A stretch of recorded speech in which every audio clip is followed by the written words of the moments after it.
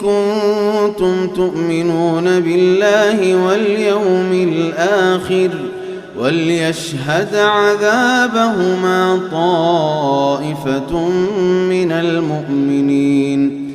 الزاني لا ينكح إلا زانية أو مشركة والزانية لا ينكحها إلا زان أو مشرك وحرم ذلك على المؤمنين.